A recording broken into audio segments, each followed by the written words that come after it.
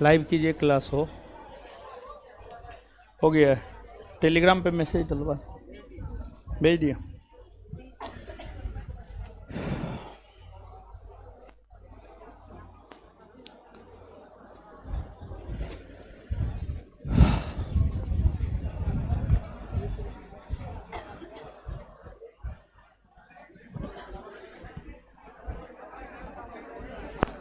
क्या हाल चाल है? क्या हाल चाल है? बढ़िया है। हाँ,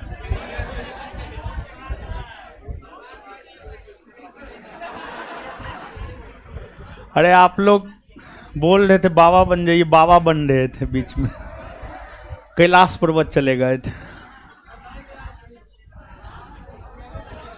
विजयनगर साम्राज्य का पीडीएफ? कौन चीज का पीडीएफ? ऑब्जेक्टिव का नहीं मिला है? अच्छा, दे देंगे दे देंगे दे देंगे। दिल्ली सल्तनत मिला है ना? पूरा हो गया वो? दिल्ली सल्तनत पूरा नहीं हुआ? हो जाएगा अब। चलिए, हल्ला मत कीजिए आप लोग।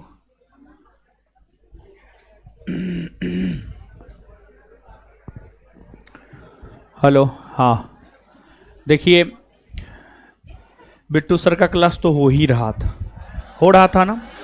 हाँ, बता रहे हैं आगे, पूरा बात कहाँ बोले। बिट्टू सर का क्लास हो रहा था, लेकिन सर हमको बता रहे थे, सर जो क्लास बंद किए हैं, सर बता रहे थे कि हम जाते हैं क्लास लेने के लिए। कमेंट आता है रोशन सर कहाँ है, समझे? तो एक रोज कमेंट आए तो समझ में आता है, डेली डेली यही सब कमेंट करता है। इसलिए अब जब से आप पढ़ाइएगा तब से हम भी जाएंगे। इसलिए पिछले सप्ताह जो है 2 दिन क्लास लेने के बाद हमको लगता है फिर नहीं हुआ है। पिछले सप्ताह 2 या 3 दिन क्लास लेने के बाद नहीं हुआ है, पिछले सप्ताह। खैर कोई बात नहीं है। अब जो है, जो छठ के बाद से मेरा क्लास नहीं हुआ है आपके बैच में। ऐसा नहीं था हम छुट्टी पे थे, छुट्टी पे नहीं थे, हम थे यहीं, लेकिन किसान कोल्ड स्टोर नहीं आ रहे थे, समझ गए? तो किसान कोल्ड स्टोर नहीं आने का कारण था कि जो है बिहार एसआई का सारा बैच वहीं चलता है, न्यू सेंटर पे चलता है। तो बिहार एसआई का सारा बैच 17 दिसंबर को परीक्षा है, उसी को ख़त्म करने की वजह से जो है हम आपको फाउंडेशन बैच में नहीं आ पा रहे थे, और सब चीज़ अच्छे से समाप्त कर दिए हैं। हर subject, history, polity, geography, physics, chemistry, biology, economics, current, सब चीज़ करवा दिए हैं वहाँ पे अच्छे से। अब उन लोगों का परीक्षा है, कल छूटे हैं, कल ही करेंट लास्ट करवाए हैं, कल ख़त्म हो गया है। तो फिर बस यही वजह है कि हम आपका क्लास नहीं ले पा रहे थे, छुट्टी पे नहीं थे। लेकिन बहुत लोग सोच रहे होंगे छुट्टी पर थे, छुट्टी पे नहीं थे, बस आपके बैच में क्लास नहीं ले रहे थे, समझ गए? बाद बाकी हर बैच में क्लास मेरा हो रहा था। तो आपका जो इधर ये हुआ है, मतलब आपका सिलेबस पीछे हुआ है। आपका सिलेबस जो पीछे हुआ है उसको अब आगे कैसे करना है, उसको स्पीड कैसे करना है, इसको लेकर के सोचना है।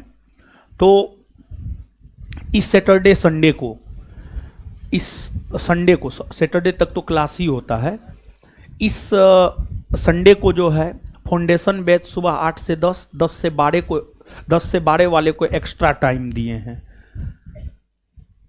मॉर्निंग शिफ्ट में 8 से 10 फाउंडेशन बैच को एक्स्ट्रा टाइम देके पढ़ाएंगे 3-4 घंटा। इवनिंग शिफ्ट में 10 से 12। इससे अगला जो सप्ताह होगा या उससे अगला सप्ताह प्रयास करेंगे, इससे अगला सप्ताह ही आपका जो है एक्स्ट्रा क्लास लगवाए। एक्स्ट्रा क्लास लगेगा, निश्चित लगेगा, समझ गए? इससे अगले सप्ताह या फिर देखते हैं, जब भी हमको समय मिलेगा हम फुर्सत में देख लेते हैं। आज भी आपके बैच में मेरा ही क्लास है, कल भी आपके बैच में मेरा ही क्लास है। तो आज तो हम नहीं बता सकते हैं, लेकिन कल हम आपको बता देंगे। आपका क्लास आने वाले 15 दिन में जो है आने वाले 15 दिन में आपका एक्स्ट्रा क्लास हम लगवाएंगे। आने वाले 15 दिन में एक्स्ट्रा क्लास लगवा करके जो पीछे हुआ है आपका सिलेबस उसको आगे करने का जो है हम प्रयास करेंगे। कल हम आपको बता देंगे किस किस टाइम आपको एक्स्ट्रा बुला करके हम पढ़ाएंगे।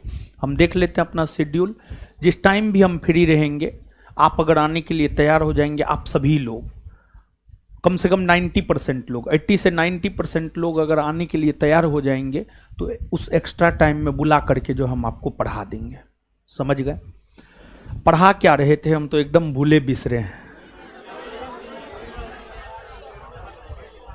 हाँ, अब रेगुलर क्लास चलेगा, अब रेगुलर क्लास चलेगा, अब कोई ये नहीं है, रेगुलर क्लास चलेगा।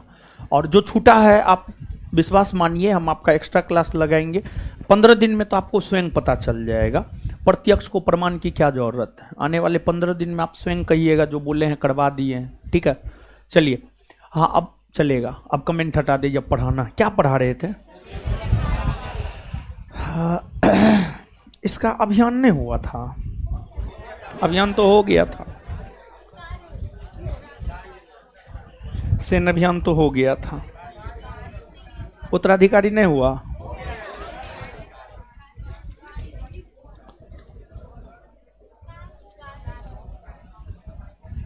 एकदम भूल बिसर गए और ये तो मर गया। तो इसमें जो है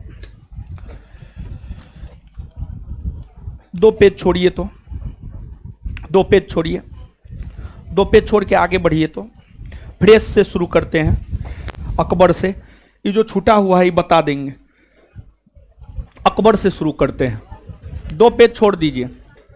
शेरशाह सूरी में जो है कुछ चीज है जो मुगल पढ़ाने के अंतिम में बता देंगे हम आपको। मुगल जो पढ़ा रहे हैं ना, मुगल पढ़ाने के अंतिम में बता देंगे। 2 पेज आप छोड़ करके आगे बढ़िए, फ्रेश शुरू करते हैं। बीच से काहे के लिए, अकबर से शुरू करते हैं। मुगल काल चल रहा है, मुगल काल में बाबर पढ़ लिए हैं, हुमायूं पढ़ लिए हैं और शेरशाह सूरी भी पढ़ लिए हैं, लेकिन वो पूरा नहीं हुआ है। तो आगे जो है मुगल बादशाहों में बाबर, बाबर का उत्तराधिकारी हुमायूं, हुमायूं का उत्तराधिकारी अकबर। तो आगे आज के सेशन में हम लोग अकबर के विषय में जानेंगे और अकबर से जो है ऑनवर्ड आगे बढ़ेंगे, अकबर और उससे आगे। तो 2 पेज छोड़ दीजिएगा शेरशाह सूरी में। पंखा बंद कीजिए, हो ठंडा लग रहा है। अकबर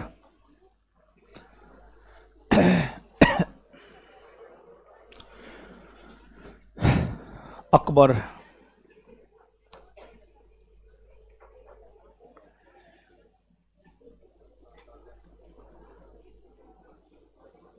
अब दीदी जी लोग बात करना बंद कर दीजिए, जो भी बतिया रहे हैं आप लोग।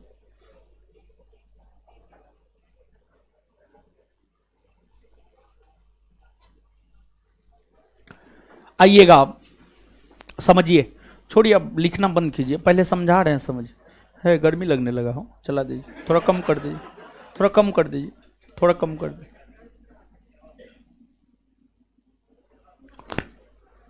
अकबर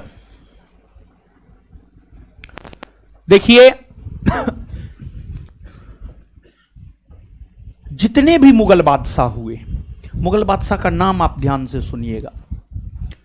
बाबर, हुमायूं, अकबर, जहांगीर,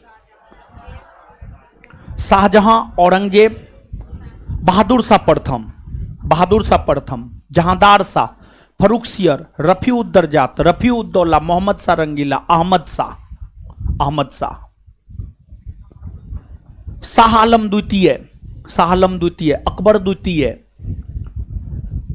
बीच में अजीजुद्दीन एक छूट गया था, या आलमगीर द्वितीय छूट गया था, आलमगीर द्वितीय, अजीजुद्दीन छूट गया था, शाह आलम द्वितीय, अकबर द्वितीय, बहादुर शाह जफर या बहादुर शाह द्वितीय। जितने भी मुगल बादशाह हुए उन सभी मुगल बादशाहों में जो सबसे महान मुगल बादशाह हुए, जिन्हें सच में मुगल साम्राज्य का वास्तविक संस्थापक माना जाता है, वह है आपको अकबर। अकबर का अर्थ महान होता है और अकबर अपने कर्मों से महान बने हैं। बात अगर अकबर की हम करें तो मुगल बादशाह अकबर अपने कर्मों से महान बने हैं। अकबर का अर्थ होता है महान। उनकी नीतियां ने, अकबर की नीतियों ने, अकबर की सैन्य कुशलता ने, अकबर की दूरदर्शिता ने, अकबर की धर्मनिरपेक्षता ने अकबर को महान बनाया है। अकबर का जन्म 15 अक्टूबर 1542 को, अकबर का जन्म जो है 15 अक्टूबर 1542 को अमरकोट के राजा वीरसाल के राजमहल में 15 अक्टूबर 1542 को अकबर का जन्म हुआ था। इनकी माता हमीदा बानो बेगम और इनके पिता हुमायूं और इनकी पालन पोषण करने वाली मां धाया माया, इनकी परिचायक मां माहम अनगा हुआ करती थी। माहम अनगा। अकबर का जब जन्म हुआ था तो अकबर के पिता हुमायूं भारत का बादशाह नहीं था। हुमायूं उस समय यत्र तत्र भटक रहा था। हुमायूं के पास उस समय कुछ नहीं था हुमायूं के पास। लेकिन हुमायूं अकबर के जन्म के 3 वर्ष बाद 1545 में काबुल और कंधार को जीता। फिर धीरे धीरे हुमायूं भारत की ओर अग्रसर हुआ और धीरे धीरे हुमायूं क्रमवार तरीका से भारत को जीतता गया। भारत का पुनर्विजय हुमायूं ने 1555 में किया। मच्छीवाड़ा और सरहिंद के युद्ध को जीतकर हुमायूं ने 1555 ईस्वी में हिंदुस्तान का पुनर्विजय किया, हिंदुस्तान को फिर से जीता। पहले से हिंदुस्तान पर मुगलों का राज हुआ करता था, लेकिन शेरशाह सूरी ने 1540 में कन्नौज या बिलग्राम के युद्ध में हुमायूं को पराजित किया और हुमायूं को भारत से बाहर कर दिया। लेकिन शेरशाह सूरी के निधन होने के बाद उनके अयोग्य उत्तराधिकारी का फायदा हुमायूं ने उठाया और हुमायूं धीरे धीरे भारत की ओर बढ़ता गया और भारत का पुनर्विजय 1555 में किया। लेकिन 1545 से 1555 के बीच में, एक तो जब अकबर मात्र 9 वर्ष का था, तो उसे गजनी का सूबेदार बनाया गया था। गजनी का सूबेदार, यानी 1551 ईस्वी में अकबर को गजनी का सूबेदार बनाया गया था। 1551 में मात्र 9 वर्ष की अवस्था में अकबर के पिता हुमायूं ने अकबर को गजनी का सूबेदार बनाया। और 9 वर्ष का बच्चा कोई डिसीजन नहीं ले सकता था, जिस वजह से डिसीजन लेने के लिए अकबर का संरक्षक बनाया मुनीम खां को। मुनीम खां को अकबर का संरक्षक बनाया। मुनीम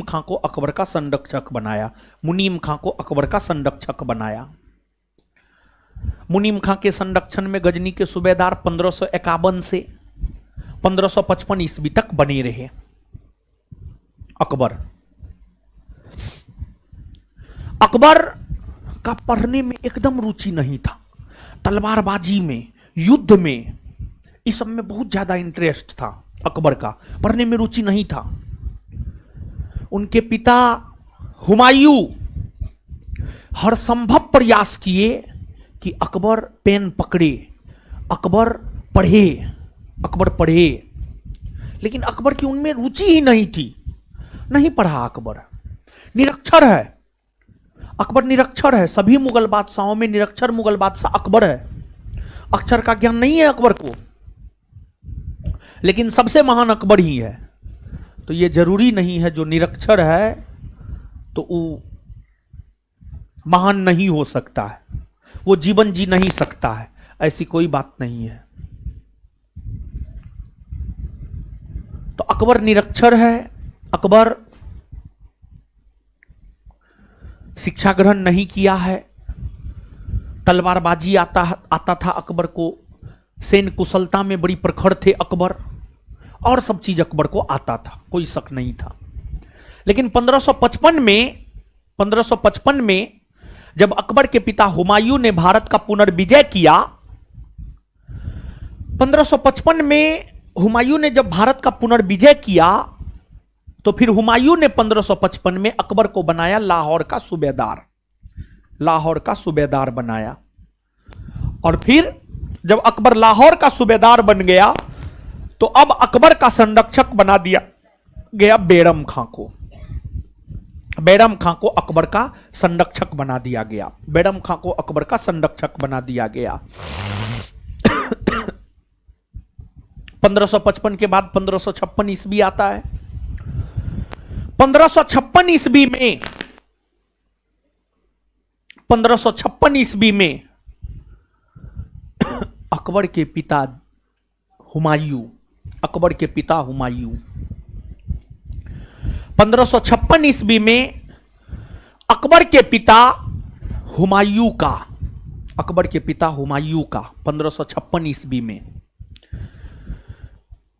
दिनपना नामक नगर के पुस्तकालय के सीढ़ियों से गिरकर निधन हो गया, निधन हो गया, निधन हो गया।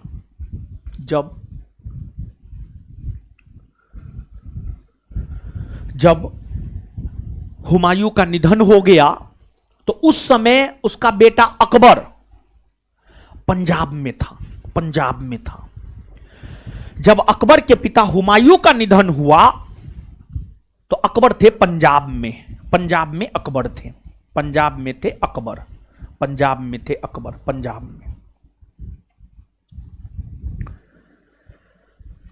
जैसे ही अकबर के संरक्षक बैरम खां को पता चला कि अकबर के पिता हुमायूं का निधन हो गया है, बैरम खां तुरंत पंजाब के कलानौर नामक स्थान पर ईंट के चबूतरा पर, पंजाब के कलानौर नामक स्थान पर ईंट के चबूतरा पर अकबर का राज्याभिषेक करवा दिया, अकबर का राज्याभिषेक करवा दिया। पंजाब के कलानौर में ईंट के चबूतरा पर अकबर का राज्याभिषेक करवा दिया, कुछ वेट नहीं किया, राज्याभिषेक करवा दिया। और देखिए इस समय तक अर्थात 1556 ईस्वी तक मुगलों की राजधानी आगरा हुआ करती थी, आगरा मुगलों की राजधानी हुआ करती थी। आगरा और दिल्ली मुगलों के प्रमुख क्षेत्र हुआ करते थे। हुमायूं का निधन हो चुका था, उसका बेटा अकबर पंजाब में था, तो दिल्ली और आगरा का क्षेत्र खाली था। इसका फायदा सूरी वंश के शासक मोहम्मद आदिल शाह के प्रधानमंत्री हेमू या हेमचंद्र ने उठाया। सूरी वंश के एक शासक थे मोहम्मद आदिल शाह, मोहम्मद आदिल शाह का प्रधानमंत्री था हेमू या हेमचंद्र।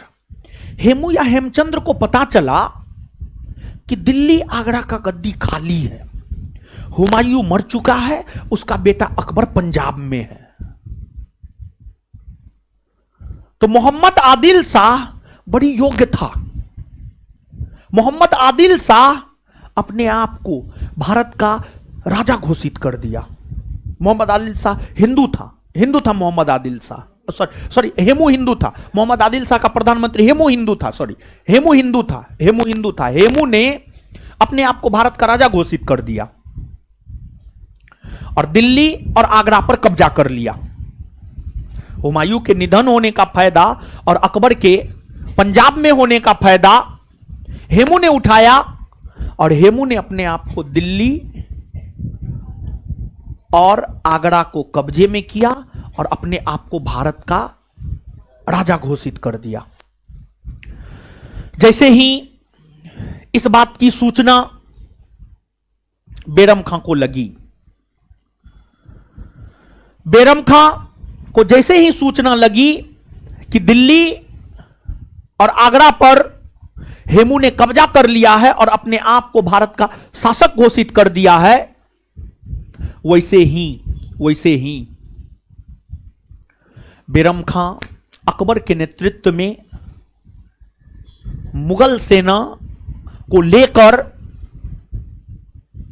आगे बढ़ा, मुगल सेना को लेकर आगे बढ़ा। और फिर अकबर के नेतृत्व में मुगल सेना पंजाब से, अकबर के नेतृत्व में मुगल सेना पंजाब से, मुगल सेना पंजाब से दिल्ली की ओर बढ़ा। दिल्ली यहां है और आगरा इस एरिया में है, समझ गए। तो यहां पर पंजाब में था अकबर।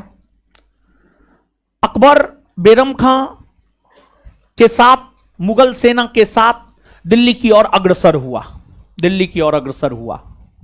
हेमू को पता चला कि मुगल सेना दिल्ली की ओर आगे बढ़ रही है, मुगल सेना दिल्ली की ओर आगे बढ़ रही है। हेमू अपनी सेना लेकर पंजाब की ओर अग्रसर हुआ। अकबर अपनी सेना लेकर दिल्ली की ओर अग्रसर हुआ और हेमू दिल्ली से अपनी सेना लेकर पंजाब की ओर अग्रसर हुआ। दोनों की सेना हरियाणा के पानीपत नामक स्थान पर आपस में एक दूसरे के आमने सामने आई।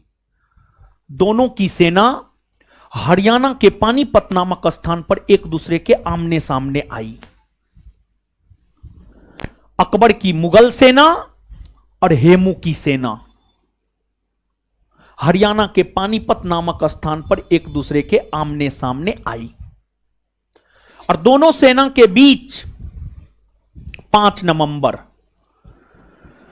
1556 को, दोनों सेना के बीच 5 नवंबर 1556 को युद्ध हुआ, जिस युद्ध को इतिहास में पानीपत का द्वितीय युद्ध कहा जाता है, जिस युद्ध को इतिहास में पानीपत का द्वितीय युद्ध कहा जाता है, पानीपत का द्वितीय युद्ध कहा जाता है। और जो पानीपत का द्वितीय युद्ध है, पानीपत का द्वितीय युद्ध अकबर और हेमू के सेना के बीच हुआ। इस युद्ध में अकबर की जीत हुई, हेमू की सेना की हार हुई। इस युद्ध में अकबर की जीत हुई और हेमू की सेना की हार हुई। और अकबर पानीपत के द्वितीय युद्ध को जीतकर ही दिल्ली और आगरा पर कब्जा किया, दिल्ली और आगरा पर कब्जा किया और फिर से भारत में मुगल सत्ता को स्थापित करने का काम किया। फिर से भारत में मुगल सत्ता को स्थापित करने का काम अकबर ने किया। और अकबर मुगल सत्ता को पुनर्स्थापित किया। अकबर को मुगल वंश का वास्तविक संस्थापक माना जाता है। इसके पीछे कई कारण हैं, आगे ये सब बात आपका क्लियर होगा। लेकिन हां, जब अकबर पानीपत के द्वितीय युद्ध को जीतकर दिल्ली आगरा के क्षेत्र में शासन करना शुरू किया, तो अकबर के शासन के प्रारंभिक दौर में अकबर की राजधानी भी आगरा ही हुआ करती थी। अकबर के शासन के प्रारंभिक दौर में अकबर की राजधानी भी आगरा ही हुआ करती थी, आगरा ही हुआ करती थी। लेकिन बाद के वर्षों में अकबर ने अपने सपनों के शहर के तौर पर फतेहपुर सीकरी को स्थापित किया। अपने सपनों के शहर के तौर पर फतेहपुर सीकरी को स्थापित किया और फतेहपुर सीकरी को अपनी राजधानी बनाया। और कुछ समय के लिए फतेहपुर सीकरी में जल संकट की स्थिति उत्पन्न हो गई थी। और कुछ समय के लिए जो फतेहपुर सीकरी में जल संकट की स्थिति उत्पन्न हो गई थी, उसको देखते हुए अकबर ने कुछ समय के लिए अपनी राजधानी लाहौर को बना लिया। तो अकबर के समय मुगलों की तीन राजधानी,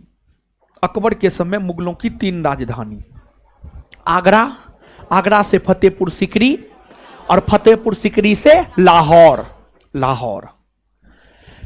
लेकिन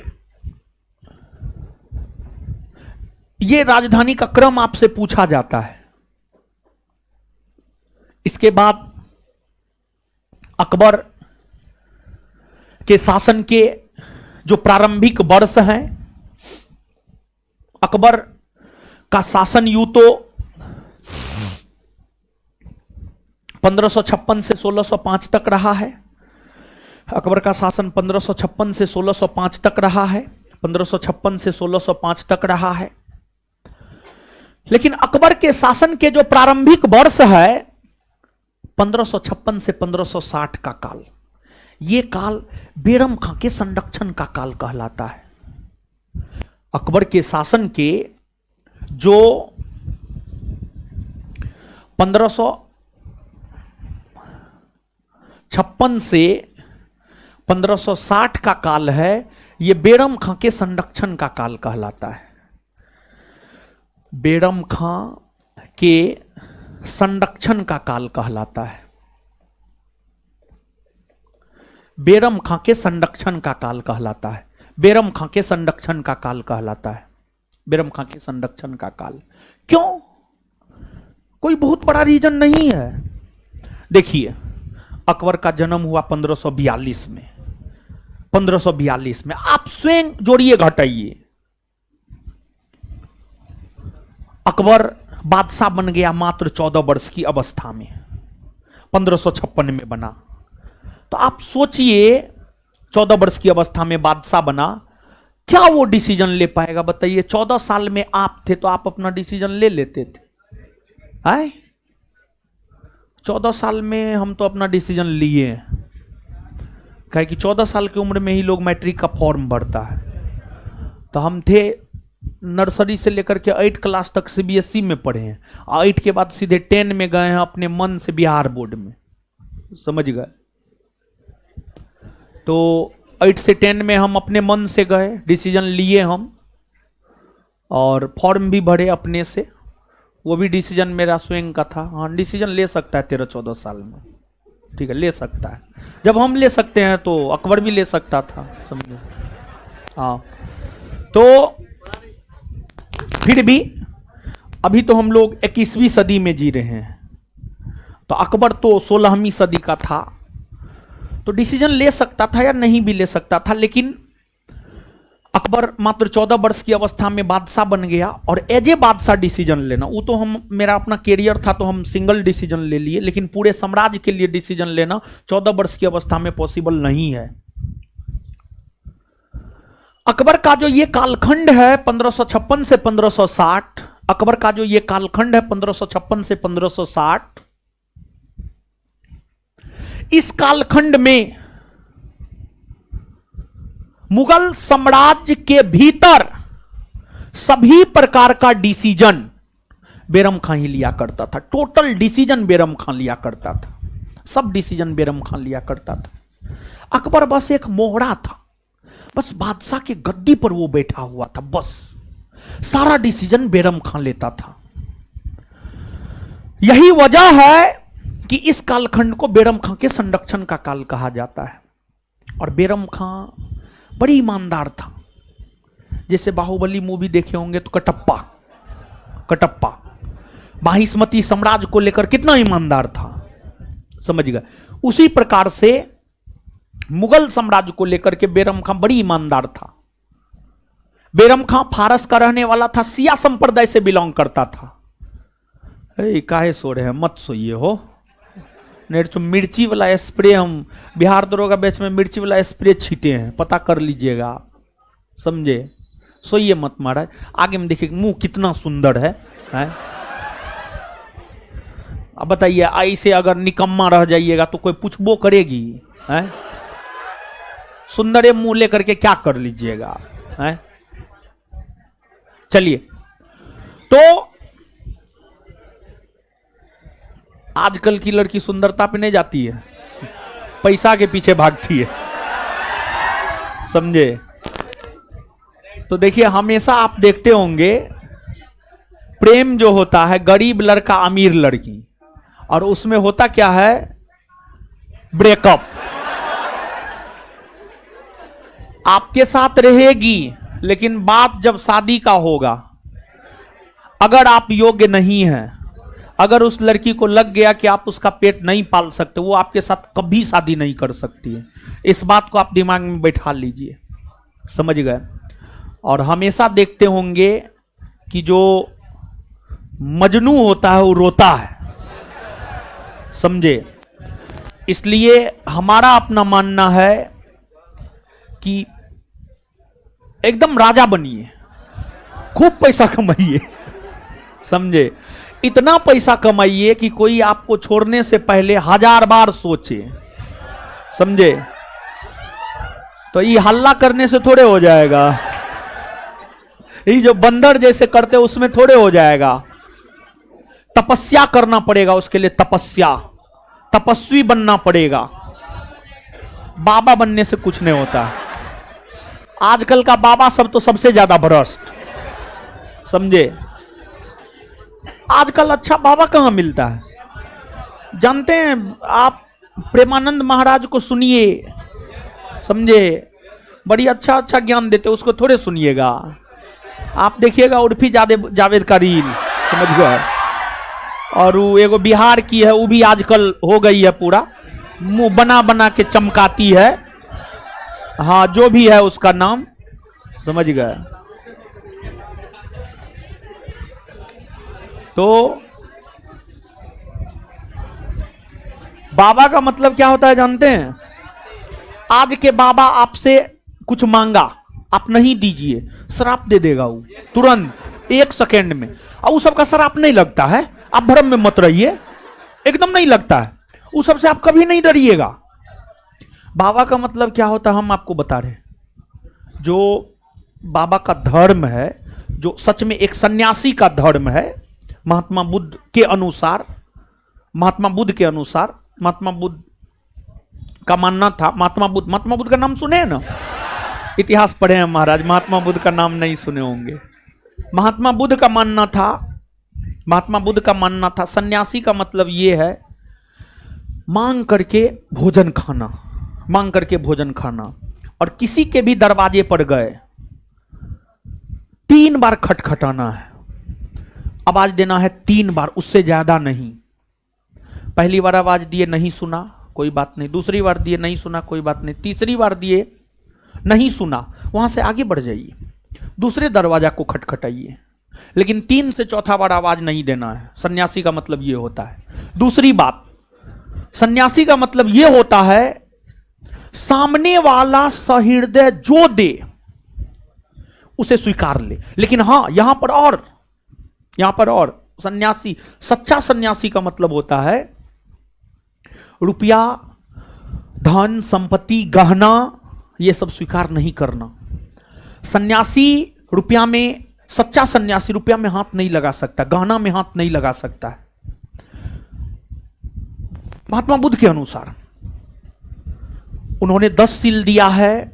उन्होंने कहा है कि आभूषण से बचना है, धन संपत्ति से बचना है, खाने के लिए मांगना है रोटी मांगना है, रोटी मांग के खाना है, समझ गए? खाने के लिए जो भी दे, जो भी मिले उसको आप ग्रहण कर लीजिए। महात्मा बुद्ध स्वयं शुगर मादक ग्रहण करके अतिसार रोग से पीड़ित होकर के मर गए। जो सामने आ जाए उसको ग्रहण कर लेना है, खाने वाला वस्तु। बाबा का मतलब, अच्छा, सच्चे सन्यासी का मतलब होता है भिक्षाटन करके खाना खाना, लोगों को सही उपदेश देना। सच्चे सन्यासी का मतलब यही होता है। लेकिन इस प्रकार का सन्यासी हमको आप बताइए 100% में 0.1%, 100% में 1% से भी कम 0.1% होगा 0.1%। इस प्रकार का सन्यासी 0.1%, समझ गए। तो सन्यासी का आजकल का सब सन्यासी ढोंगी है महाराज, ठीक है। चलिए आइए अब ज्यादा बाबा के विषय में, ज्यादा धर्म के साथ छेड़छाड़ करना सही बात ना है। बोलते बोलते कुछ अगर अनर्गल बोल देंगे तो फिर दिक्कत है, समझ गए। तो चलिए आइए अब यहां पे पुनः लौटिए। बेरम खां देखिए, मुगल बादशाह की अगर आप बात करेंगे तो मुगल बादशाह जो है इस्लाम धर्म के सुन्नी संप्रदाय से थे। सुन्नी संप्रदाय, इस्लाम धर्म मुख्य तौर पर दो संप्रदाय में बटा था, शिया और सुन्नी। लेकिन शिया कई भागों में बटे, सुन्नी भी कई भागों में बटे हैं। सिर्फ शिया सुन्नी नहीं है, उसके भी कई उपभाग है, उस उपभाग के भी कई उपभाग है। तो खैर उन चीजों में हमें नहीं पढ़ना है। मुगल बादशाह मुख्य तौर पर सुन्नी मुसलमान थे, लेकिन जो आपको बेरम खां थे, बेरम खां शिया मुसलमान थे, फारस के रहने वाले थे, मुगलों के प्रति बड़ी वफादार थे। उनकी वफादारी के वजह से ही बेरम खां को खाना की उपाधि प्रदान की गई थी। और अकबर के इस शासन अवधि के दौरान सभी प्रकार के निर्णय बेरम खां के द्वारा ही लिए जाते थे। इसी वजह से इस काल को बेरम खां के संरक्षण का काल कहा गया। अकबर के इस शासन काल में बेरम खां सब डिसीजन लेता था।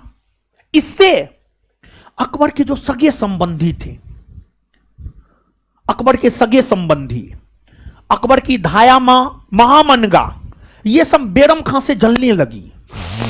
अकबर के सगे संबंधी को लगता था कि हम अकबर के संबंधी हैं, हमको डिसीजन लेना चाहिए। महामनगा को लगता था हम अकबर को पाले हैं, उसको लेकर डिसीजन हम लेंगे, तो ये बेरम खां डिसीजन लेता है। तो बेरम खां जो डिसीजन लेता था, अकबर के सगे संबंधियों को, उनकी धाया मां को यह बात रास नहीं आया, नहीं जचा ये बात। फिर महामनगा बेरम खां के खिलाफ मुगल दरबार में एक गुट का निर्माण की, जिस गुट को कहा जाता है अतका खेल गुट। अतका खेल गुट, और उस अतका खेल गुट के सदस्य महामनगा, जीजी अनगा, आदम खां, ये सभी लोग थे। अतका खेल गुट के सदस्य बेरम खां को लेकर अकबर को भड़काने लगा। अतका खेल गुट के सदस्य महामनगा, जीजी अनगा सब बेरम खां को लेकर अकबर का कान भरने लगा।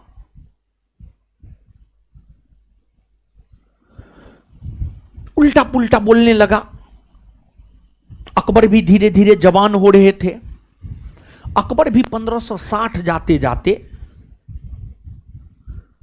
18 वर्ष के हो गए थे। अब अकबर भी ये चाह रहे थे कि डिसीजन हम स्वयं ले, और बार बार बेरम खां को लेकर अकबर का कान भरा जा रहा था। तो बेरम खां को पता चला। बेरम खां भी कुछ दिन तक बर्दाश्त किए, लेकिन कुछ दिनों बाद बेरम खां को लगा कि अब वफादारी का कोई मतलब नहीं रह गया है। तो फिर बेरम खां ने 1560 ईस्वी में बेरम खां ने 1560 ईस्वी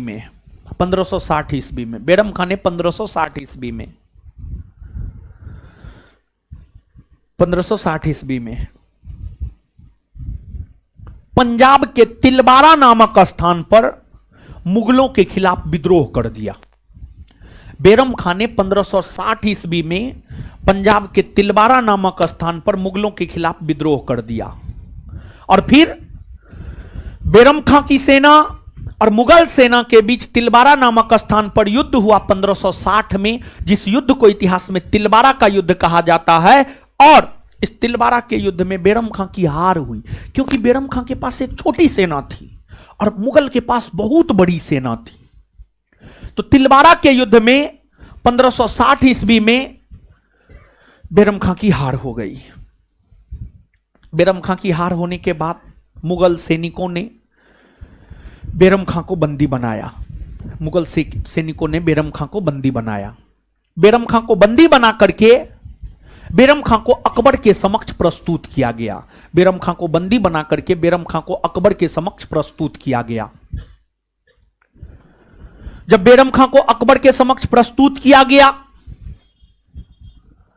अकबर ने बेरम खां को लेकर सम्मान दिखाया। अकबर निर्लज नहीं हो गया, सम्मान दिखाया बेरम खां को लेकर।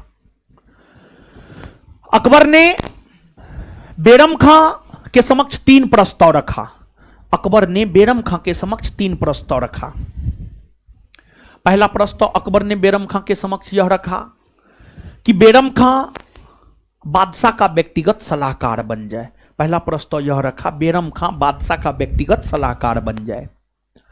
दूसरा प्रस्ताव यह रखा, बेरम खां कालपी या चंदेरी का सूबेदार बन जाए। कालपी और चंदेरी का सूबेदार बन जाए। कालपी और चंदेरी मध्य प्रदेश में पड़ता है। कालपी और चंदेरी का सूबेदार बन जाए। और तीसरा प्रस्ताव बेरम खां के समक्ष यह रखा गया कि बेरम खां तीर्थ यात्रा पर मक्का चला जाए। बेरम खां तीर्थ यात्रा पर मक्का चला जाए। बेरम खां ने तीनों प्रस्तावों में मक्का जाने के प्रस्ताव को स्वीकार किया। बेरम खां ने तीनों प्रस्तावों में मक्का जाने के प्रस्ताव को स्वीकार किया। बड़ी स्वाभिमानी था बेरम खां।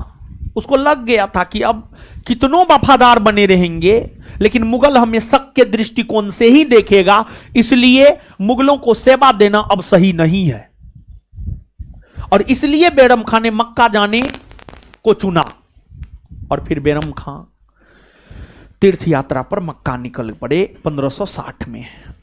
1560 ईस्वी में बेरम खां जब तीर्थ यात्रा पर मक्का निकल पड़े तो गुजरात के पाटन नामक स्थान पर बेरम खां का सामना मुबारक खां के साथ हुआ। बेरम खां का सामना मुबारक खां के साथ हुआ, यानी बेरम खां और मुबारक खां के बीच युद्ध हुआ। और बेरम खां और मुबारक खां के जो बीच युद्ध हुआ, उस युद्ध में मुबारक खां की जीत हुई, बेरम खां की हार हुई। और फिर मुबारक खां ने बेरम खां की हत्या कर दिया। मुबारक खां ने बेरम खां की हत्या कर दिया। मुबारक खां ने बेरम खां की क्या कर दिया? हत्या। मुबारक खां ने बेरम खां की क्या कर दिया? हत्या कर दिया। मुबारक खां ने बेरम खां की क्या कर दिया? हत्या कर दिया। मुबारक खां ने बेरम खां की हत्या कर दिया। अब सवाल यह उठता है कि मुबारक खां ने बेरम खां की हत्या क्यों किया? देखिए, 1555 में हुमायूं ने मच्छीवाड़ा और सरहिंद का युद्ध लड़ा था। उस मच्छीवाड़ा और सरहिंद के युद्ध में मुगलों की तरफ से बेरम खां लड़ा था। मच्छीवाड़ा के युद्ध में और सरहिंद के युद्ध में, मच्छीवाड़ा के युद्ध की बात हम करते हैं यहां पर स्पेशली, मच्छीवाड़ा के युद्ध में मुगलों की तरफ से बेरम खां ने लड़ा था। और मच्छीवाड़ा के युद्ध में मुगलों की तरफ से लड़ते हुए बेरम खां ने मुबारक खां के पिता को मार डाला था। मच्छीवाड़ा के युद्ध में मुगलों की तरफ से लड़ते हुए बेरम खां ने मुबारक खां के पिता को मार डाला था। मुबारक खां अपने पिता की हत्या का बदला लेने के लिए, मुबारक खां अपने पिता की हत्या का बदला लेने के लिए, मुबारक खां अपने पिता की हत्या का बदला लेने के लिए बेरम खां की हत्या कर दी। यही रीजन था, यही कारण था। इस प्रकार बेरम खां का ओम नमः स्वाहा हो गया, मतलब बेरम खां का काम खत्म हो गया। अब इससे आगे बढ़ेंगे, लेकिन उससे पहले लिखिए आप कुछ चीजों को। देखिए, एक बात बताते हैं, कहीं भी बोले देहावसान हो गया, इंतकाल हो गया, ओम नमः स्वाहा हो गया, मतलब गुजर गया हूं। चलिए लिखिए, अब लिखिए गुरुजी लोग। अकबर लिखिएगा।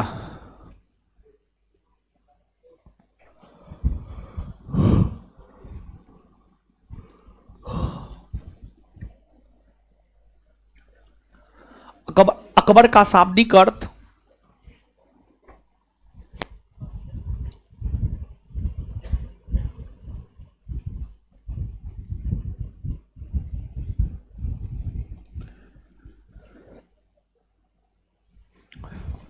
अकबर का शाब्दिक अर्थ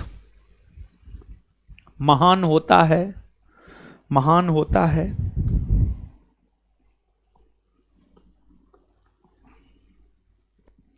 अकबर का शाब्दिक अर्थ महान होता है।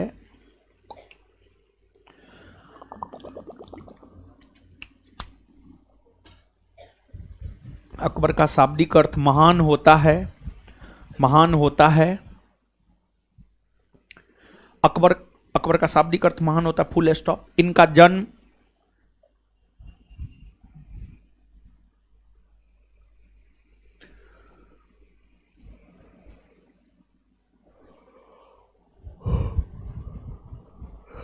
इनका जन्म 15 अक्टूबर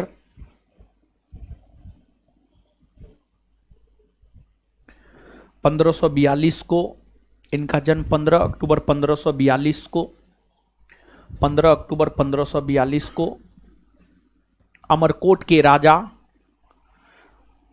अमरकोट के राजा, अमरकोट के राजा, अमरकोट के राजा वीरसाल के, अमरकोट के राजा वीरसाल के, वीरसाल के, अमरकोट के राजा वीरसाल के राजमहल में,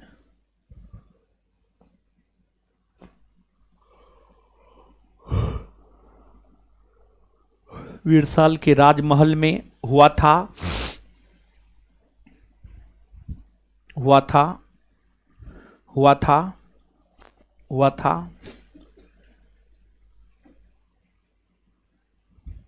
इनकी माता, इनकी माता, इनकी माता हमीदा बानो बेगम थी, इनकी माता हमीदा बानो बेगम थी।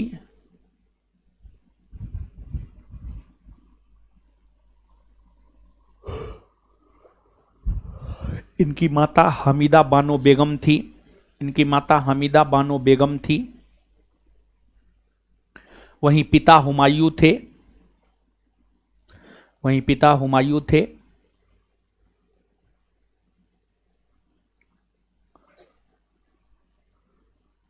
अकबर की धाया मां या परिचायक या पालन पोषण करने वाली मां, अकबर की धाया मां, धाया मां या परिचायक या पालन पोषण करने वाली मां, अकबर की धाया मां, परिचायक या पालन पोषण करने वाली मां, अकबर की धाया मां, बोर्ड पे लिखे हुए हैं, अकबर की धाया मां, परिचायक या पालन पोषण करने वाली मां, पालन पोषण करने वाली मां माहम अनगा थी, माहम अनगा।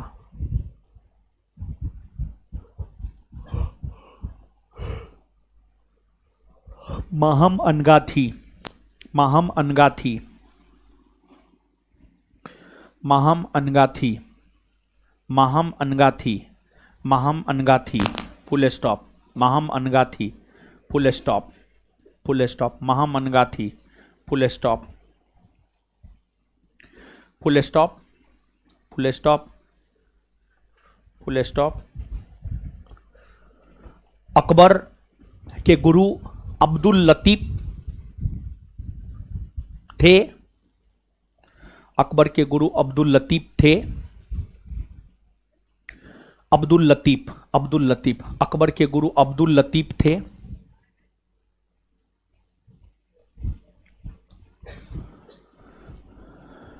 अकबर के गुरु अब्दुल लतीफ थे, अकबर के गुरु अब्दुल लतीफ थे, अब्दुल लतीफ थे जो ईरानी विद्वान थे।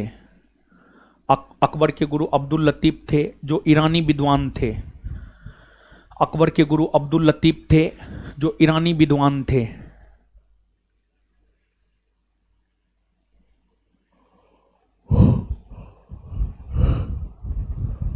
अकबर के गुरु अब्दुल लतीफ थे जो ईरानी विद्वान थे, जो ईरानी विद्वान थे, ईरानी विद्वान थे।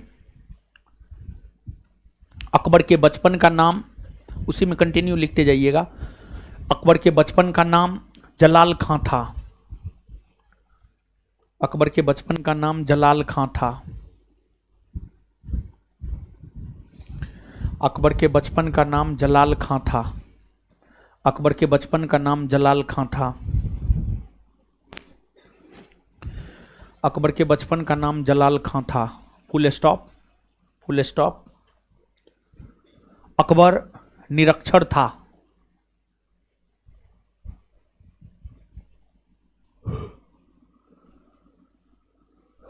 अकबर निरक्षर था। Full stop, full stop. 9 वर्ष की अवस्था में, उसी में कंटिन्यू। 9 वर्ष की अवस्था में अकबर को 9 वर्ष की अवस्था में अकबर को 9 वर्ष की अवस्था में अकबर को गजनी का सूबेदार 9 वर्ष की अवस्था में अकबर को गजनी का सूबेदार 9 वर्ष की अवस्था में अकबर को गजनी का सूबेदार 9 वर्ष की अवस्था में अकबर को गजनी का सूबेदार बनाया गया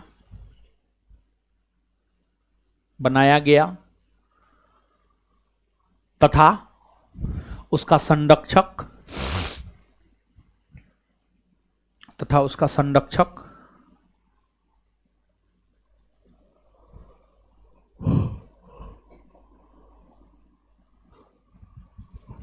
मुनीम खां तथा उसका संरक्षक मुनीम खां, बोर्ड पे लिखा हुआ है, मुनीम खां को बनाया गया तथा उसका संरक्षक मुनीम खां को बनाया गया तथा उसका संरक्षक मुनीम खां, बोर्ड पे लिखा हुआ है, तथा उसका संरक्षक मुनीम खां को बनाया गया, मुनीम खां को बनाया गया।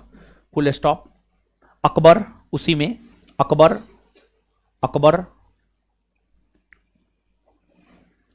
के पिता हुमायूं, अकबर के पिता हुमायूं जब 1555 ईस्वी में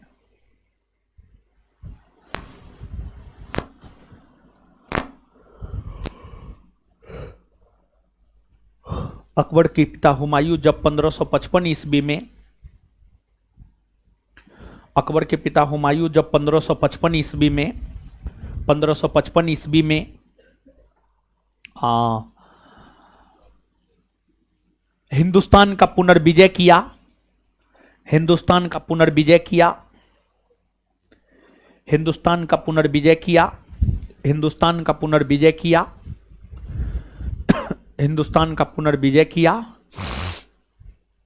हिंदुस्तान का पुनर्विजय किया तो हिंदुस्तान का पुनर्विजय किया तो हिंदुस्तान का पुनर्विजय किया तो हिंदुस्तान का पुनर्विजय किया तो हिंदुस्तान का पुनर्विजय किया तो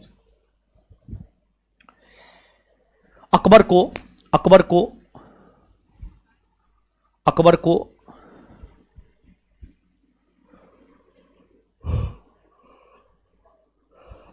को लाहौर का सूबेदार बनाया, अकबर को लाहौर का सूबेदार बनाया,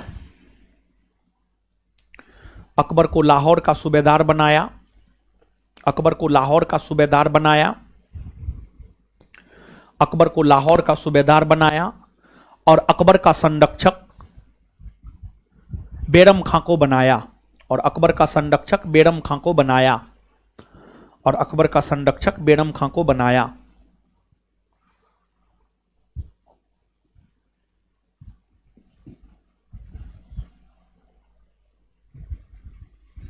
पैराग्राफ चेंज करके लिखिएगा, पैराग्राफ चेंज करके। अब जब 1556 ईस्वी में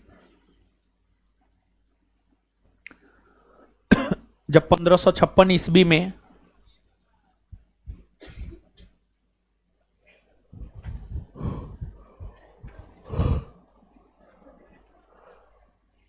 जब 1556 ईस्वी में जब 1556 ईस्वी में जब 1556 ईस्वी में जब 1556 ईस्वी में हुमायूं का निधन हुआ, हुमायूं का निधन हुआ, जब 1556 ईस्वी में हुमायूं का निधन हुआ तो उस समय जब 1556 ईस्वी में हुमायूं का निधन हुआ तो उस समय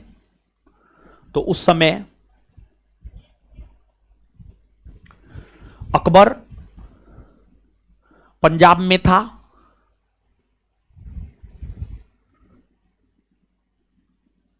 अकबर पंजाब में था, पंजाब में था, फुल स्टॉप। अकबर के संरक्षक बेरम खां ने, अकबर के संरक्षक बेरम खां ने, अकबर के संरक्षक बेरम खां ने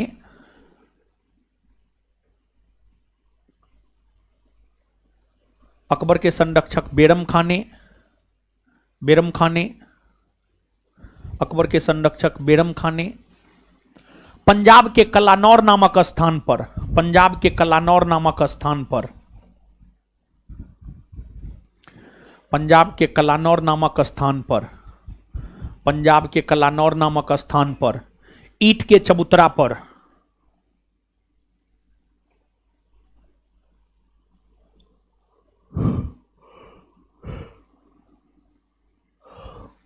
पंजाब के कलानौर नामक स्थान पर ईंट के चबूतरा पर, ईंट के चबूतरा पर अकबर का राज्याभिषेक करवाया, अकबर का राज्याभिषेक करवाया जलालुद्दीन मोहम्मद अकबर बादशाह गाजी, अकबर का राज्याभिषेक करवाया, अकबर का राज्याभिषेक करवाया। अकबर अकबर अकबर जलालुद्दीन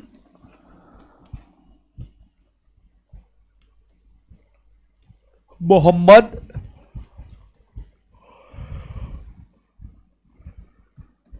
अकबर बादशाह गाजी की उपाधि धारण किया।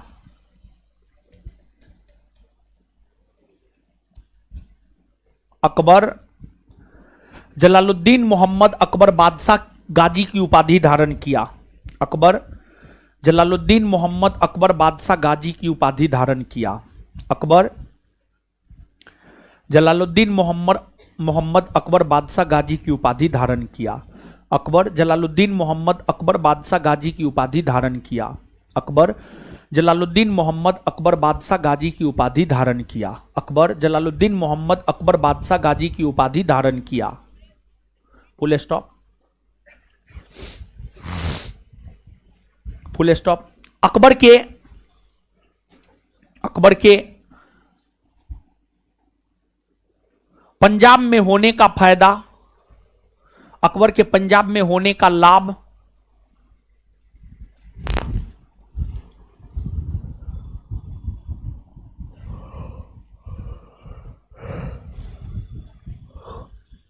अकबर के पंजाब में होने का लाभ, अकबर के पंजाब में होने का लाभ, अकबर के पंजाब में होने का लाभ, अकबर के पंजाब में होने का लाभ, होने का लाभ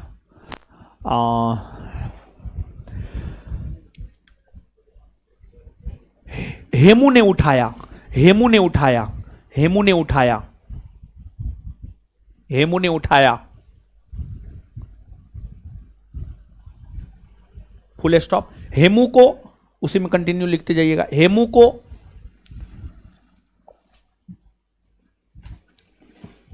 को हेमचंद्र के नाम से भी जाना जाता है।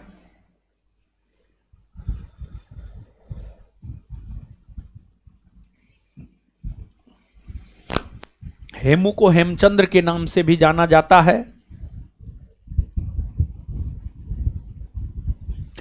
हेमू को हेमचंद्र के नाम से भी जाना जाता है।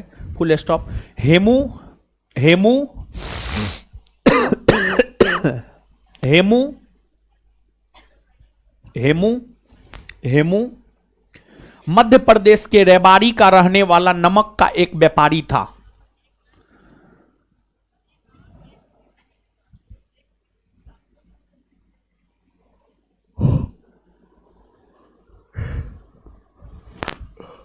हेमू मध्य प्रदेश के रेवाड़ी का रहने वाला नमक का एक व्यापारी था। हेमू मध्य प्रदेश के रेवाड़ी का रहने वाला नमक का एक व्यापारी था। हेमू मध्य प्रदेश के रेवाड़ी का रहने वाला नमक का एक व्यापारी था। नमक का एक व्यापारी था। नमक का एक व्यापारी था। Full stop. लेकिन अपनी योग्यता और सैन्य कुशलता के बल पर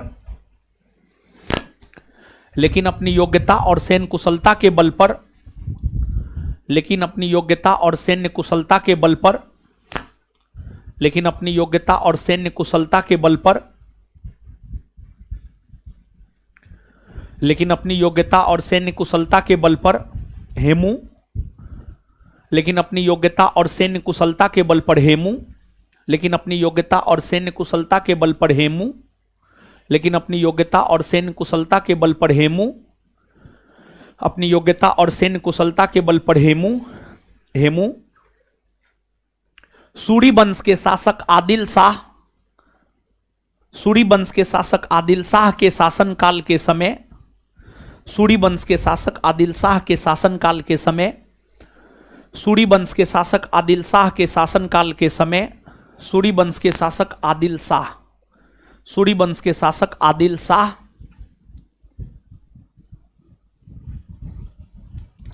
सूरी वंश के शासक आदिल शाह के शासनकाल के समय सूरी वंश के शासक आदिल शाह के शासनकाल के समय आदिल शाह के शासनकाल के समय आदिल शाह के शासनकाल के समय आदिल शाह के शासनकाल के समय आदिल शाह के शासनकाल के समय प्रधानमंत्री जैसे पद पर आसीन हुए।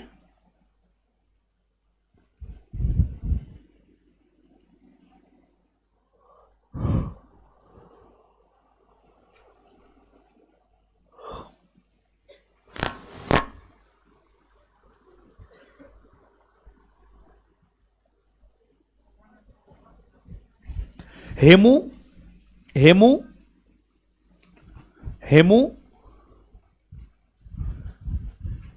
हेमू हुमायूं के निधन होने के बाद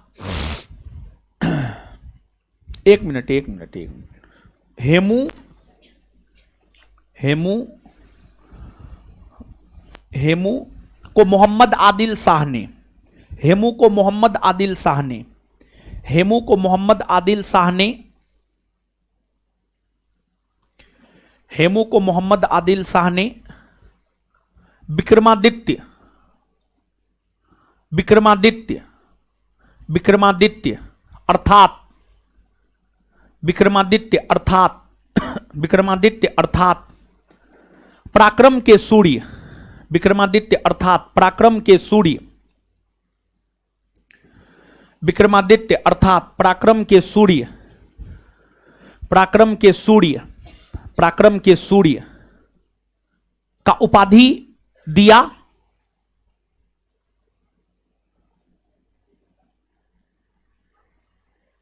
विक्रमादित्य अर्थात पराक्रम के सूर्य का उपाधि दिया पराक्रम के सूर्य का उपाधि दिया full stop full stop. Hemu Vikramaditya की उपाधि धारण करने वाला 14वां एवं अंतिम शासक है। हेमू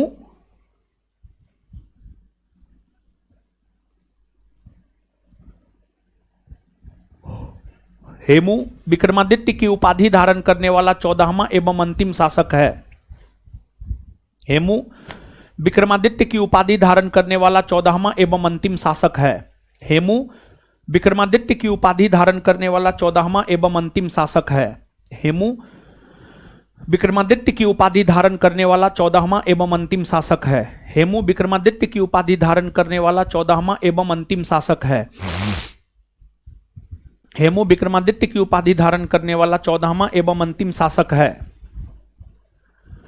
हेमू हुमायूं के निधन होने के बाद उसी में कंटिन्यू लिखते जाइएगा। हेमू हुमायूं के निधन होने के बाद हेमू हुमायूं के निधन होने के बाद हेमू हुमायूं के निधन होने के बाद हुमायूं के निधन होने के बाद हेमू हुमायूं के निधन होने के बाद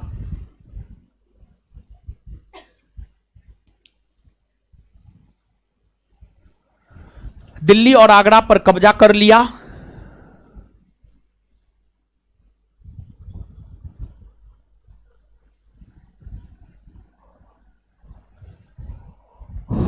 दिल्ली और आगरा पर कब्जा कर लिया और अपने आप को भारत का शासक घोषित कर दिया और अपने आप को भारत का राजा घोषित कर दिया और अपने आप को भारत का राजा घोषित कर दिया और अपने आप को भारत का राजा घोषित कर दिया और अपने आप को भारत का राजा घोषित कर दिया और अपने आप को भारत का राजा घोषित कर दिया और अपने आप को भारत का राजा घोषित कर दिया। जब यह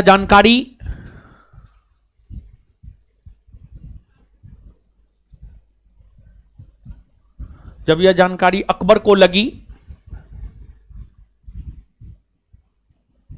जब यह जानकारी अकबर को लगी तो अकबर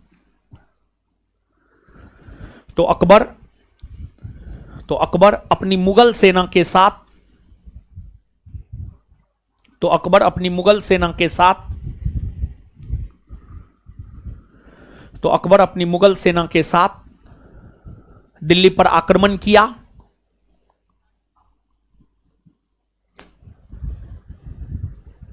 अकबर अपनी मुगल सेना के साथ दिल्ली पर आक्रमण किया।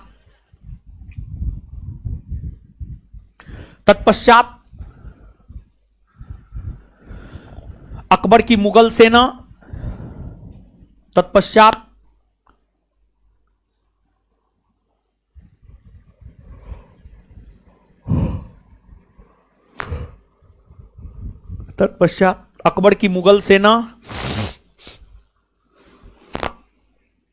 अकबर की मुगल सेना और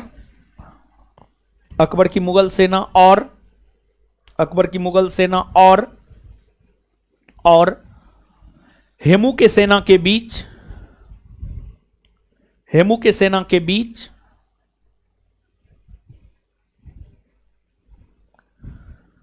5 नवंबर 1556 ईस्वी को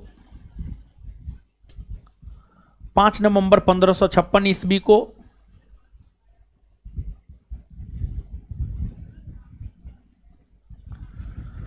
नवंबर 1556 ईस्वी को पानीपत के मैदान में 5 नवंबर 1556 ईस्वी को पानीपत के मैदान में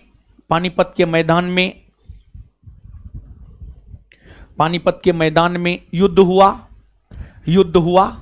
पानीपत के मैदान में युद्ध हुआ जिसे इतिहास में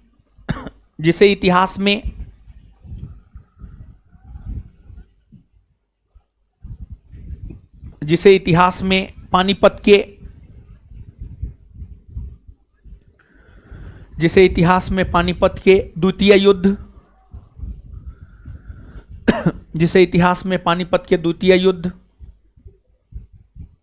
के रूप में जाना जाता है। जिसे इतिहास में पानीपत के द्वितीय युद्ध के रूप में जाना जाता है। इस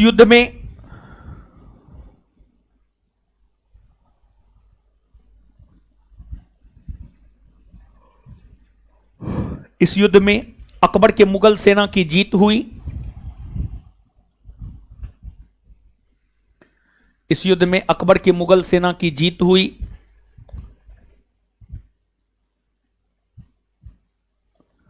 और फिर मुगल बादशाह अकबर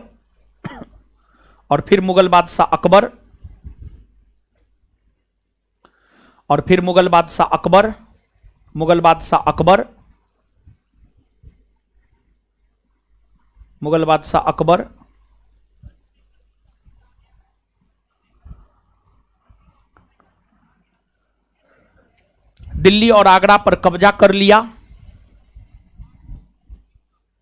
दिल्ली और आगरा पर कब्जा कर लिया। दिल्ली और आगरा पर कब्जा कर लिया तथा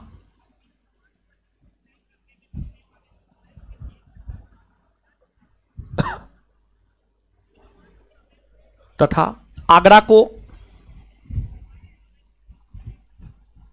आगरा को अपनी राजधानी बनाकर तथा आगरा को अपनी राजधानी बनाकर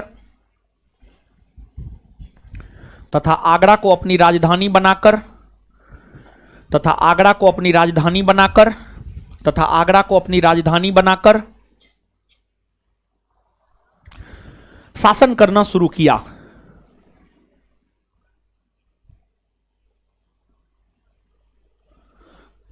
शासन करना शुरू किया। Full stop. पैराग्राफ चेंज करके लिखिएगा, पुनः पैराग्राफ चेंज कीजिए। अकबर के शासन के शुरुआती वर्षों में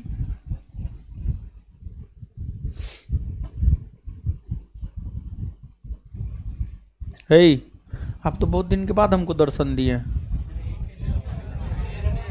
और यहीं थे आप, हम याद नहीं आते थे हैं? और कभी हमको भी याद कर लिया कीजिए आप, हम तो आपको बहुत मिस कर रहे थे। देखिए हम मिस कर रहे थे तब ना, अभी देखे अचानक तो याद आ गया फिर से। चलिए लिखिए। अकबर के शासन के शुरुआती, आप लोग हमको याद कर रहे थे, आप लोग तो याद कर रहे थे, बिट्टू सर बता दिए थे। हाँ बिट्टू सर बताए थे हमको। अकबर के शासन के शुरुआती वर्षों में, अकबर के शासन के शुरुआती वर्षों में, अकबर के शासन के शुरुआती वर्षों में 1556 ईस्वी से 1560 ईस्वी तक, 1556 ईस्वी से 1560 ईस्वी तक, बोर्ड पे यहां पे है 1556 ईस्वी से 1560 ईस्वी तक, 1556 से 1560 ईस्वी तक मुगल साम्राज्य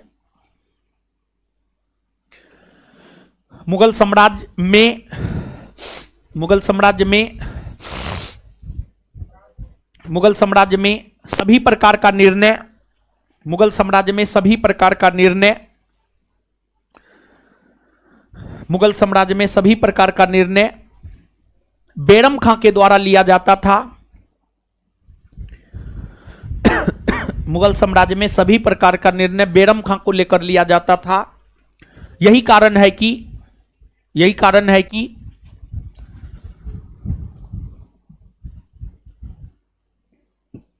यही कारण है कि यही कारण है कि 1556 से 1560 के शासनकाल को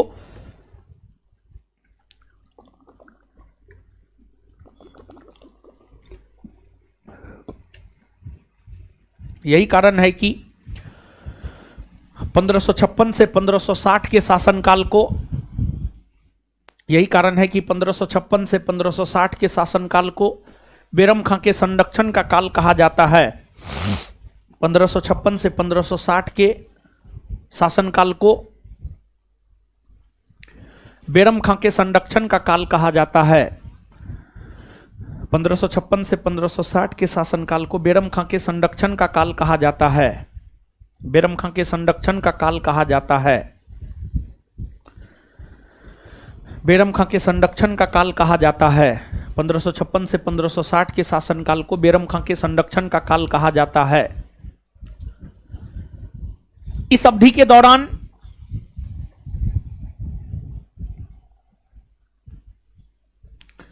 इस अवधि के दौरान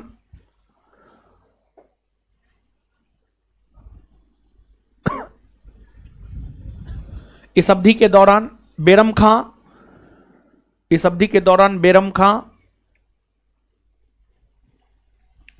इस अवधि के दौरान बैरम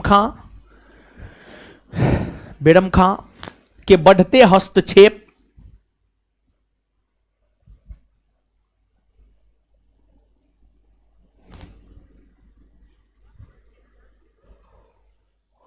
बैरम खां के बढ़ते हस्तक्षेप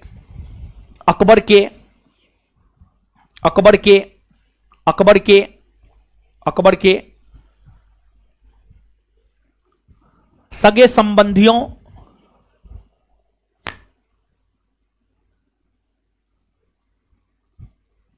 अकबर के सगे संबंधियों और उनकी धाया मां महामनगा को और उनकी धाया मां महामनगा को और उनकी धाया मां महामनगा को और उनकी धाया मां महाम अनगा को और उनकी धाया मां महाम अनगा को रास नहीं आ रहा था और उनकी धाया मां महामनगा को रास नहीं आ रहा था, रास नहीं आ रहा था, जिस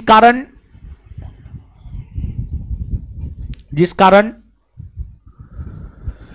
मुगल दरबार में जिस कारण मुगल दरबार में जिस कारण मुगल दरबार में जिस कारण मुगल दरबार में जिस कारण मुगल दरबार में जिस कारण मुगल दरबार में मुगल दरबार में मुगल दरबार में बैरम खां के खिलाफ बैरम खां के खिलाफ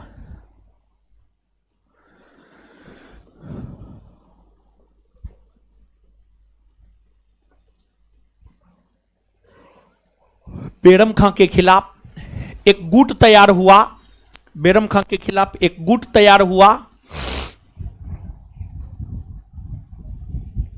बैरम खां के खिलाफ एक गुट तैयार हुआ जिसे अतका खेल गुट कहते हैं।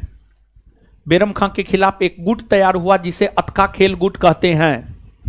बैरम खां के खिलाफ एक गुट तैयार हुआ जिसे अतका खेल गुट कहते हैं। बोर्ड पे लिखा हुआ है। बैरम खां के खिलाफ एक गुट तैयार हुआ जिसे अतका खेल गुट कहते हैं। बैरम खां के खिलाफ एक गुट तैयार हुआ जिसे अतका खेल गुट कहते हैं।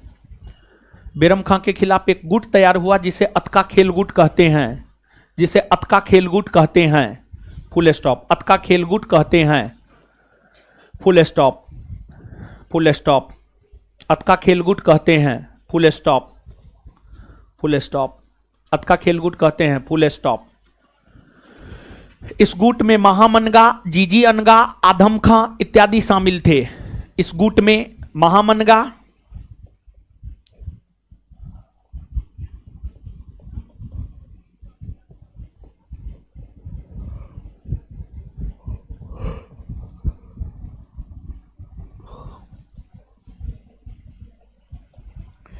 इस गुट में महामनगा, जीजी अनगा, आदम खां इत्यादि शामिल थे। इस गुट में महामनगा, जीजी अनगा, आदम खां इत्यादि शामिल थे। इस गुट में महामनगा, जीजी अनगा, आदम खां इत्यादि शामिल थे। इस गुट में महामनगा, जीजी अनगा, आदम खां इत्यादि शामिल थे। इत्यादि शामिल थे। इत्यादि शामिल थे। इत्यादि शामिल थे। Full stop. इस गुट के लोगों ने बैरम खां के खिलाफ अकबर का कान भरना शुरू कर दिया। इस गुट के लोगों ने इस गुट के लोगों ने इस गुट के लोगों ने इस गुट के लोगों ने इस गुट के लोगों ने बैरम खां के खिलाफ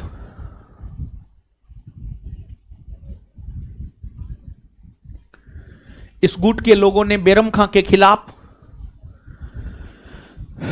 इस गुट के लोगों ने बैरम खां के खिलाफ इस गुट के लोगों ने बैरम खां के खिलाफ इस गुट के लोगों ने बैरम खां के खिलाफ कान भरना शुरू कर दिया।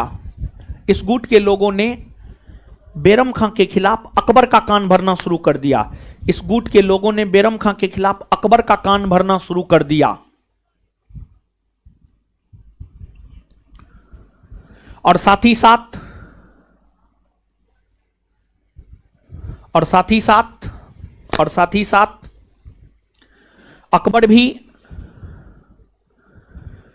अकबर भी जवान हो गए थे। अकबर भी 1560 ईस्वी आते आते जवान हो गए थे।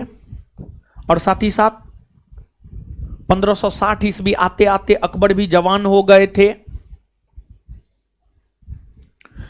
और साथ ही साथ 1560 ईस्वी आते आते अकबर भी जवान हो गए थे। जवान हो गए थे। वे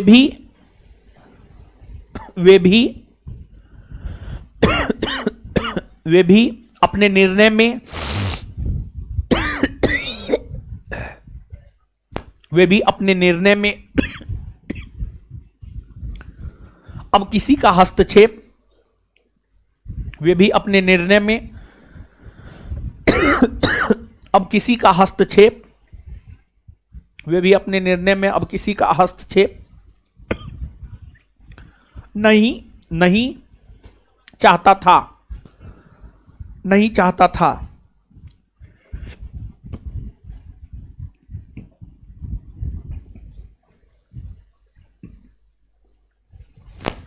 फुल स्टॉप। उसी में बेरम खां अपने खिलाफ हो रहे बेरम खां अपने खिलाफ हो रहे षड्यंत्रों को देखते हुए बेरम खां अपने खिलाफ हो रहे षड्यंत्रों को देखते हुए काफी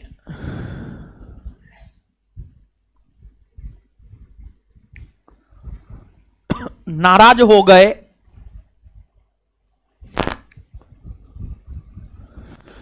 काफी नाराज हो गए और उन्होंने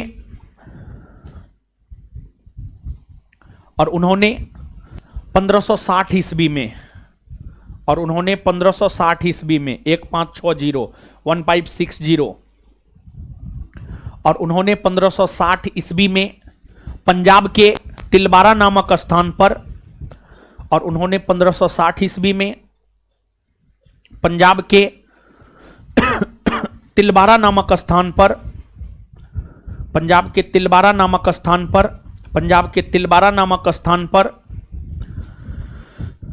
पंजाब के तिलवारा नामक स्थान पर मुगलों के खिलाफ युद्ध कर दिया। मुगलों के खिलाफ युद्ध कर दिया।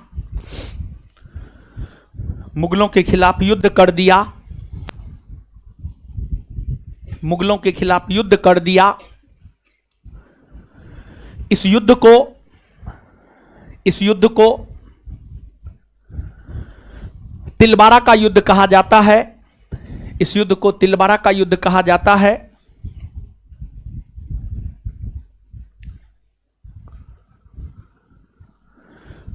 तिलवारा का युद्ध कहा जाता है। Full stop. तिलवारा के युद्ध में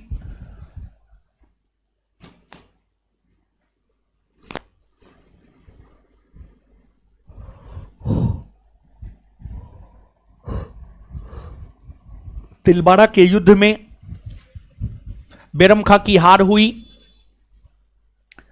तिलवारा के युद्ध में बेरम खां की हार हुई। तिलवारा के युद्ध में बेरम खां की हार हुई। तत्पश्चात तत्पश्चात तत्पश्चात तत्पश्चात तत्पश्चात बेरम खां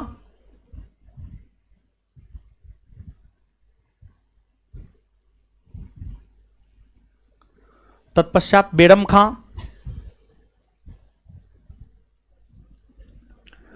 तत्पश्चात बेरम खां तत्पश्चात बेरम खां को बंदी बनाकर बेरम खां को बंदी बनाकर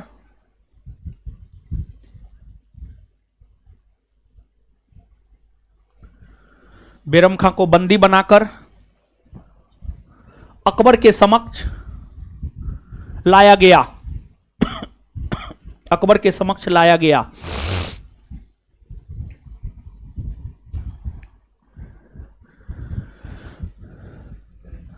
अकबर ने बेरम खां के समक्ष 3 प्रस्ताव रखा। अकबर ने बेरम खां के समक्ष 3 प्रस्ताव रखा।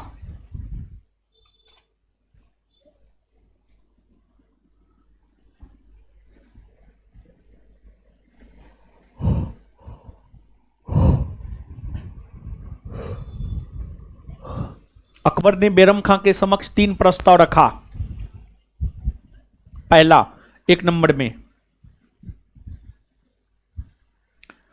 अकबर ने बेरम खां के समक्ष 3 प्रस्ताव रखा। 1 नंबर में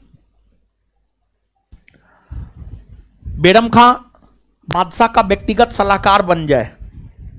1 नंबर में बेरम खां बादशाह का व्यक्तिगत सलाहकार बन जाए। बेरम खां बादशाह का व्यक्तिगत सलाहकार बन जाए।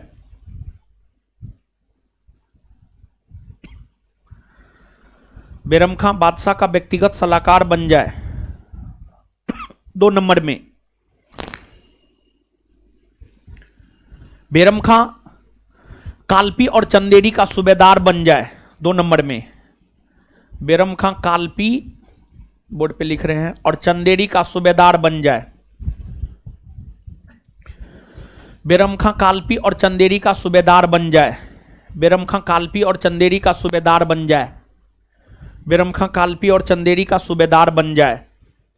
बेरम खां कालपी और चंदेरी का सूबेदार बन जाए। बेरम खां कालपी और चंदेरी का सूबेदार बन जाए। बेरम खां कालपी और चंदेरी का सूबेदार बन जाए। 3 नंबर में बेरम खां तीर्थ यात्रा पर मक्का चले जाए। 3 नंबर में बेरम खां तीर्थ यात्रा पर मक्का चले जाए।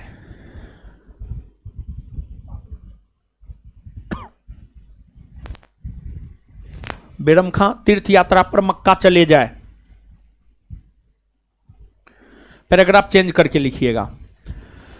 बेरम खां मक्का जाने के प्रस्ताव को स्वीकार किया। पैराग्राफ चेंज करके लिखिएगा। बेरम खां मक्का जाने के प्रस्ताव को स्वीकार किया। बेरम खां मक्का जाने के प्रस्ताव को स्वीकार किया। बेरम खां मक्का जाने के प्रस्ताव को स्वीकार किया। बेरम खां मक्का जाने के प्रस्ताव को स्वीकार किया।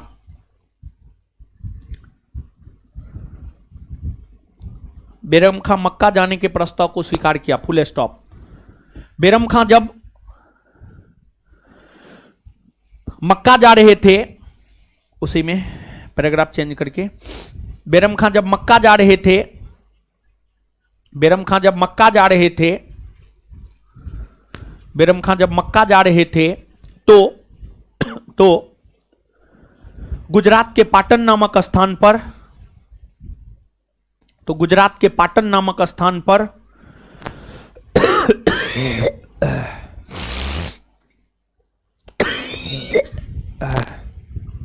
तो गुजरात के पाटन नामक स्थान पर गुजरात के पाटन नामक स्थान पर पाटन नामक स्थान पर गुजरात के पाटन नामक स्थान पर मुबारक खां नामक व्यक्ति ने गुजरात के पाटन नामक स्थान पर मुबारक खां नामक व्यक्ति ने गुजरात के पाटन नामक स्थान पर मुबारक खां नामक व्यक्ति ने बेरम खां की हत्या कर दिया। मुबारक खां नामक व्यक्ति ने बेरम खां की हत्या कर दिया। मुबारक खां नामक व्यक्ति ने बेरम खां की हत्या कर दिया। मुबारक खां नामक व्यक्ति ने बेरम खां की हत्या कर दिया। मुबारक खां नामक व्यक्ति ने बेरम खां की हत्या कर दिया। बेरम खां की हत्या कर दिया। मुबारक खां ने बेरम खां की हत्या इसलिए किया, मुबारक खां ने बेरम खां की हत्या इसलिए किया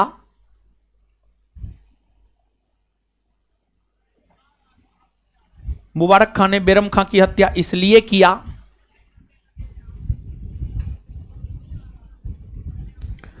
मुबारक खां ने बेरम खां की हत्या इसलिए किया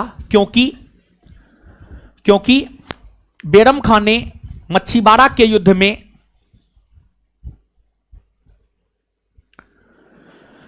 मुबारक खां ने बेरम खां की हत्या इसलिए किया क्योंकि बेरम खां ने मच्छीबाड़ा के युद्ध में क्योंकि बेरम खां ने मच्छीबाड़ा के युद्ध में क्योंकि बेरम खां ने मच्छीबाड़ा के युद्ध में मुगलों के तरफ से लड़ते हुए मुगलों के तरफ से लड़ते हुए मुगलों के तरफ से लड़ते हुए मुगलों के तरफ से लड़ते हुए मुगलों के तरफ से लड़ते हुए मुबारक खां के पिता को मार डाला था। मच्छीबाड़ा के युद्ध में मुगलों के तरफ से लड़ते हुए मुबारक खां के पिता को मार डाला था। मुगलों की तरफ से लड़ते हुए मुबारक खां के पिता को मार डाला था। मुबारक खां के पिता को मार डाला था। Full stop. Bairam Khan, paragraph change करके लिखिएगा, पैराग्राफ चेंज करके। बैरम खां फारस का रहने वाला, फारस यानी ईरान, फारस यानी ईरान। पैराग्राफ चेंज कीजिएगा फिर से। बैरम खां फारस का रहने वाला, बैरम खां फारस का रहने वाला, शिया संप्रदाय का, बैरम खां फारस का रहने वाला शिया संप्रदाय का मुसलमान था। बैरम खां फारस का रहने वाला शिया संप्रदाय का मुसलमान था। बैरम खां फारस का रहने वाला शिया संप्रदाय का मुसलमान था। मुगलों के प्रति काफी वफादार था।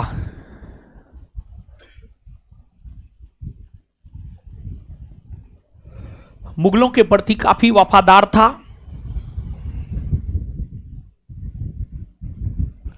मुगलों के प्रति काफी वफादार था।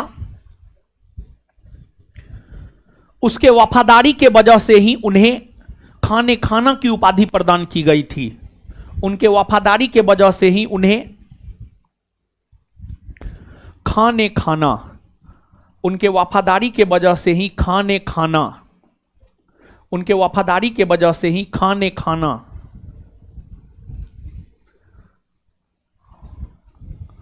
खाने खाना की उपाधि दी गई थी। उनके वफादारी के वजह से ही खाने खाना की उपाधि उन्हें दी गई थी। खाने खाना की उपाधि उन्हें दी गई थी।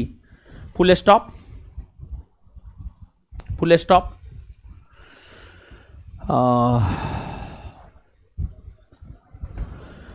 बैरम खां के निधन होने के बाद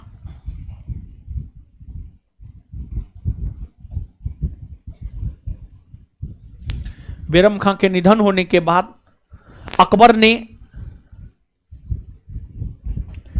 बैरम खां के निधन होने के बाद अकबर ने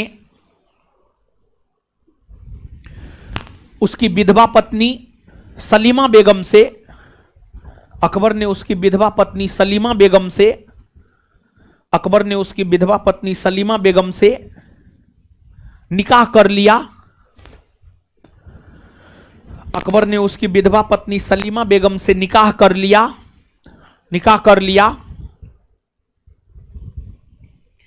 और उसके पुत्र अब्दुल रहीम को, और उसके पुत्र अब्दुल रहीम को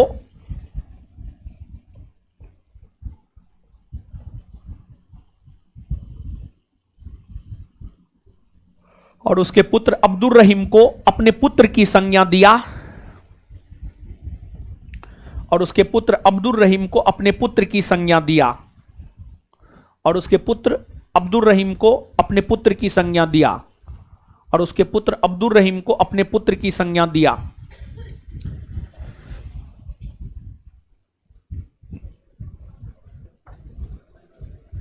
हो गया। हाँ,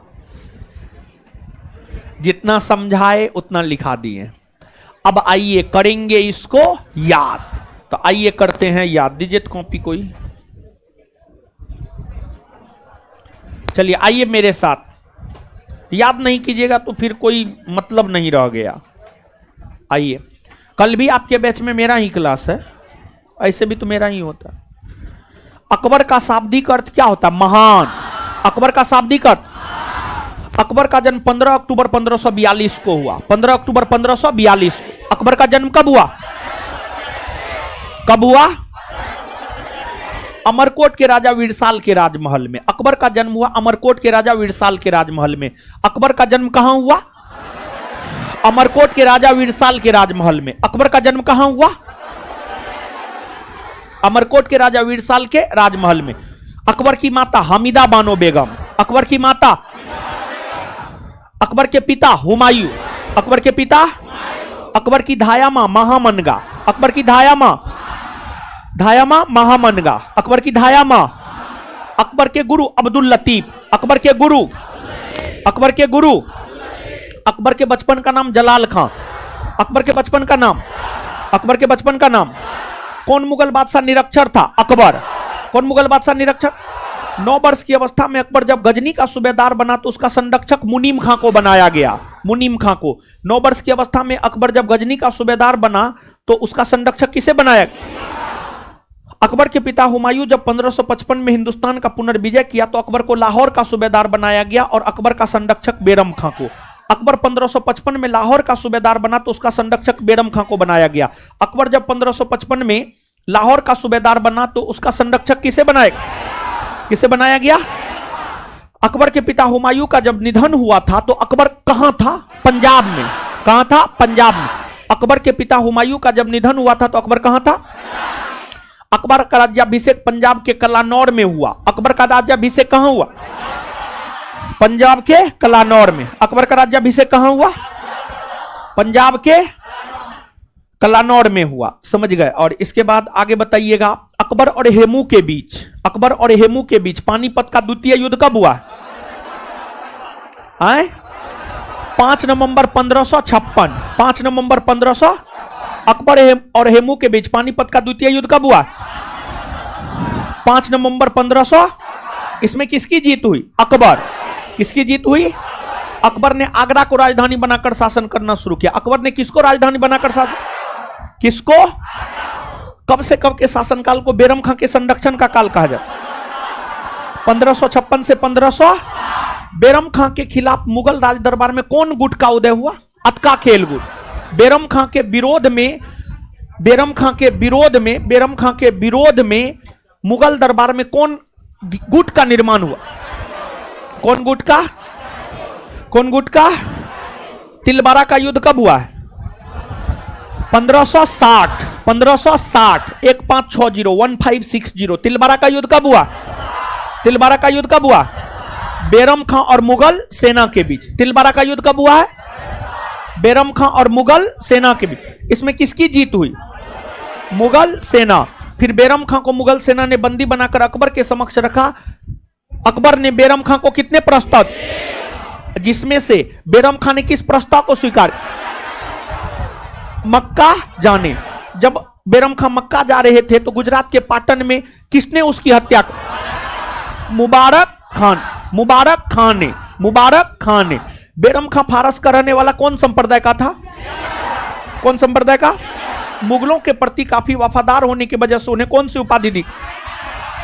कौन सी उपाधि? क्लियर है? चलिए हमको निकलने दीजिए, तब आप लोग निकलिएगा। इससे आगे मिलते हैं कल, आगे क्लास कंटिन्यू होगा। धन्यवाद सभी लोगों का। हमको निकलने दीजिए तब निकलिएगा।